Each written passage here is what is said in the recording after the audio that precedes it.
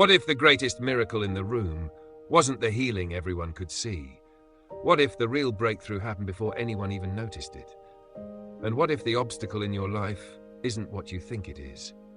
The house was full, not just crowded, completely packed.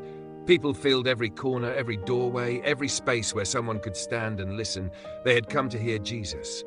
Word had spread quickly about his teaching, his authority, and the things he had already done. And on that day, something else was present too.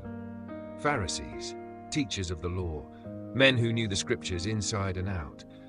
They had come from different villages, even from Jerusalem. They weren't just curious, they were watching, carefully, evaluating every word, every action, looking for something to question, something to challenge. And in the middle of all that tension, something unexpected was about to happen.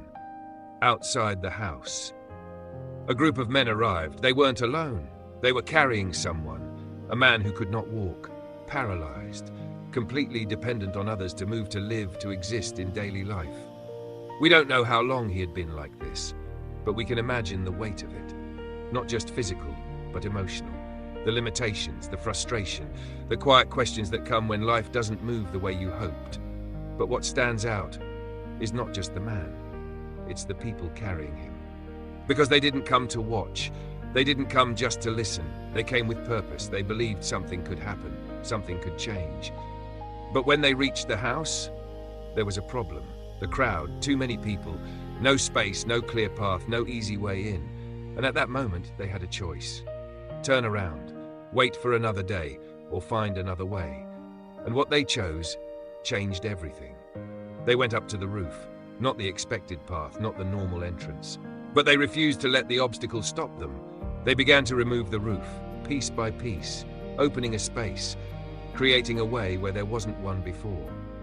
Imagine being inside that house, hearing something above you, dust falling, light break through, and suddenly the roof opens, and a man is being lowered down, right into the center of the room, right in front of Jesus. It wasn't quiet, it wasn't subtle, it interrupted everything. But sometimes faith doesn't wait for perfect conditions. It moves, it acts, it finds a way. Jesus saw them, not just the man, but the group, their effort, their determination, their willingness to do whatever it took. And the text says something powerful. When Jesus saw their faith, not just heard about it, not just assumed it, he saw it. Because faith is not always invisible. Sometimes it shows up in action, in persistence, in refusing to give up when things don't go as planned. And then Jesus said something unexpected, something no one in the room was expecting. Friend, your sins are forgiven. Wait, that's not what they came for. They didn't carry him through the crowd for that. They didn't open a roof for that. They came for healing, physical healing, something visible, something immediate. But Jesus addressed something deeper first, something unseen, something internal. Because sometimes the greatest need is not what we think it is. The room shifted. The atmosphere changed. The religious leaders began thinking to themselves, who is this who speaks blasphemy? Who can forgive sins but God alone? They didn't say it out loud, but they thought it, and Jesus knew. He saw their thoughts, and he responded. Why are you thinking these things in your hearts? Then he asked the question, which is easier, to say your sins are forgiven, or to say, get up and walk? It's a powerful question, because one is invisible. The other is undeniable. One cannot be immediately proven, the other can be seen by everyone in the room. But Jesus didn't stop there. He said, so that you may know that the Son of Man has authority on earth to forgive sins. He turned to the man, the one lying on the mat, the one who had been lowered through the roof, and said, I tell you, get up, take your mat and go home. No delay, no build-up, just a command. And in that moment, everything changed. The man got up, right there, in front of everyone. He picked up the mat he had been lying on, the same mat that had carried him. Now he carried it. And he walked, not slowly, not uncertainly. He walked and went home, praising God. The room was filled with amazement. People were stunned, overwhelmed. They had seen something they couldn't explain, something beyond what they expected. And they said, we have seen remarkable things today. But let's pause for a moment, because there are layers to this story. The obvious miracle is the healing, the visible change, the moment that everyone could see. But the first thing Jesus did was forgive. And that reveals something important, that sometimes what's happening inside matters more than what's happening outside. We often focus on what we can see, problems that are visible, challenges that affect our daily lives, things we want changed immediately. And those matter. They're real. But Jesus shows that there's something deeper. Something that needs attention first. Because healing is not just physical, it's spiritual, it's internal. It's about restoration at every level. And then there's the role of the friends. They didn't heal the man, they didn't perform the miracle, but they made a way, they carried him, they refused to give up. They believed even when the path wasn't clear.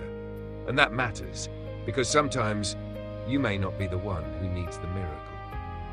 You may be the one helping someone else reach it, through support, through persistence, through not giving up on them, even when things look blocked, even when the crowd is too big, even when the path seems impossible. And then there's the man himself. We don't hear his words. We don't see his reaction until after. But his story reminds us that transformation can happen in a moment, that what seems permanent may not be, that what feels unchangeable can shift, and sometimes it begins in a way we don't expect, with something deeper, something unseen. The religious leaders focused on the wrong thing. They questioned the authority, they challenged the statement, they missed the moment, because they were looking for something specific. And when it didn't come in that form, they resisted it. And that's a warning, because sometimes we can be so focused on how we expect things to happen that we miss what is actually happening right in front of us. Jesus didn't just heal a body, he revealed authority. He showed that forgiveness and healing are connected. That restoration is complete, not partial. And that's what makes this story powerful, because it speaks to every part of life, to visible struggles and invisible ones, to physical limitations and internal ones, to what we carry on the outside and what we carry within. The man walked away different, not just because he could walk, but because something deeper had been addressed, and the people who witnessed it left changed too. Because once you see something like that, you can't unsee it. You can't go back to the same perspective. You begin to realize that there's more happening than what appears on the surface, that there's a deeper layer to every situation, every struggle, every moment. And maybe that's where this story connects with you, not just in the miracle, but in the process, in the obstacles, in the persistence, in the unexpected way things unfold. Because sometimes the breakthrough doesn't come the way you imagined. It doesn't follow your plan. It doesn't happen in the order you expect. But that doesn't mean it's not happening. It just means there's more to it. And that's where trust comes in. Trust that something is working, even when you don't fully understand it. Trust that the path may not be direct, but it still leads somewhere. Trust that what seems delayed may actually be deeper. The roof was opened, the man was lowered, the room was interrupted. And in that interruption, everything changed. Because sometimes the moment that disrupts everything is the moment that brings transformation. Thank you for watching this video.